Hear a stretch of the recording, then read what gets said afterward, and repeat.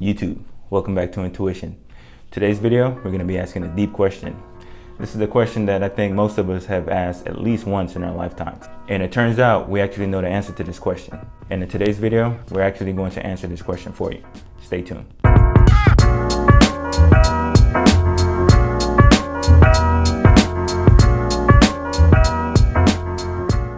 So most of us have asked the question, is it possible for us to live forever? And it's a question that we actually know the answer to. And we're going to gain some insight as to how we know the answer to this question by answering two questions in today's video. So let's start with question number one. Question number one states, what law of nature renders a death sentence to all life in the universe? Oh, wow. So from this question, no, it's not possible to live forever.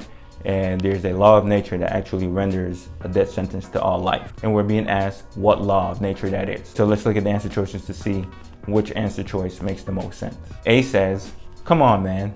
It's just common sense and no laws are needed. That's funny, I like this guy. That's the funny answer. We'll eliminate that answer right off the bat. Answer choice B says, the law of energy flow. Energy flows from high to low and assures that all life energy goes to zero. Is that true? Is it true that energy always flow from high to low? It kind of seems that way, right? But it's actually not true. Energy doesn't always flow from high to low. For example, if I give a ball high energy, take a ball and move it off the ground up to a higher level, I give it higher energy. If I let the ball go, the ball will fall down to the ground where there's lower energy, right? So it's like, yeah, you see?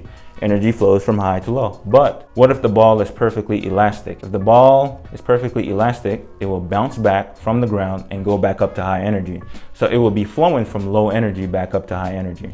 And this will keep going on. It will keep bouncing up and down. It's not true that energy always flows from high to low. Energy can flow from high to low or low to high. Now, heat always flows from high temperature to low temperature, but that doesn't mean that energy as a whole always flows from high energy to low energy. So that's actually not true. Choice C, answer choice C says the law of increased entropy. Increased entropy causes increased disorder and makes life unable to sustain itself indefinitely. Yeah, and that's the correct answer because the law that entropy always increases is definitely a law of nature. It's one of the laws of thermodynamics. The laws of thermodynamics are very profound and they dictate not just human life, but they impact the entire universe. Definitely laws that you should know, and especially if you want to go into healthcare. The entire field of healthcare is all about entropy. Everything that your doctor does, everything that your pharmacist does, everything that your nurse does, everything that they do is an attempt to decrease entropy, to help you to live longer, because the slower that entropy increases, the longer you live. For example, as a pharmacist, if I give you a drug, if you say, hey, I have a headache, and I say, hey, here's a drug. This drug should get rid of your headache. And maybe the drug does get rid of your headache, but let's say the drug also causes diarrhea, upset stomach, nausea. I gave you this drug to decrease entropy, just to get rid of your headache, to give you one less problem, which means the entropy would go down. But instead of you having one less problem, now you have 3 more problems. So that would be a bad drug. The drug is bad because instead of decreasing entropy, it increased entropy. You see, entropy is everything. So C is perfect answer, but just to make sure, we look at answer choice D as well. Answer choice D says, the law of energy conservation. With only so much energy to go around, all life will eventually run out of energy. This answer choice contradicts itself. It says that energy is conserved, and then it also says that we're all going to run out of energy. That doesn't make sense. If energy is conserved, then we should always have the same amount of energy available. And if we always have the same amount of energy available, why should we run out of energy? It doesn't make sense. Okay, so we eliminate D. Answer is C. Okay, let's move on to the second question. Question number 2 says, human lifespan is analogous to that of a ball. When a new ball is given free energy, it bounces up and down until its free energy is dissipated to the environment. To keep the ball bouncing, a constant supply of free energy will need to be given. Then, due to the constant interaction with the environment, the ball begins to lose its structure and elasticity. After a period of time, the ball completely loses its ability to bounce up and down. Match the following terms to their human counterpart. So in this question, our lives is being compared to the life of a ball, which you would think will have nothing in common. But remember, I told you, the laws of thermodynamics are universal. They apply to a ball and they also apply to you. So it's important for you to understand and appreciate analogy. Just because something might not seem relevant doesn't mean that it's not. Let's go ahead and answer this question. We're asked to match some of the terms that were used to describe the life of this ball 2, the counterpart terms that will describe the life of a human being. So let's tackle the first term. First term is free energy. Free energy is what we gave the ball to get the ball to start bouncing up and down. Free energy is just energy that has the potential to do work. Human beings, we have plenty of free energy, right? We can walk around, we can move around, we can lift weights, we can work out. So we have plenty of free energy. So we can give the ball some of our free energy. We can contract our muscle, give the ball some free energy, lift the ball up above the ground, let the ball go, and then that free energy causes the ball to start bouncing up and down. Now, for the human being, what's our source of energy to get us to move around, bounce around, and so forth? It's food. So term 1 would be matched to term D, food. Let's look at the second term.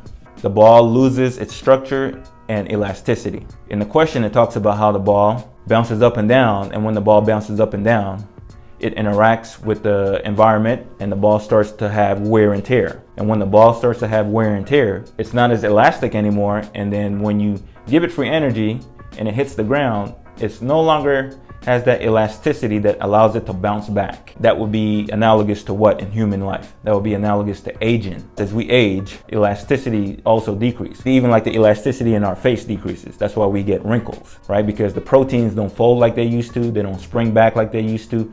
And we start to age. And even though we can still eat food, our bodies is no longer good as being able to convert the food into energy. So the same way that a ball has wear and tear, you also have wear and tear, and the wear and tear causes your entropy to increase. And as your entropy increases, you're no longer able to efficiently and effectively utilize energy. Okay, so the matching human term for choice 2 is E, aging. Let's look at the third term. The third term says inability to bounce up and down. So once the ball is stretched out and no longer elastic, it no longer has the ability to bounce up and down.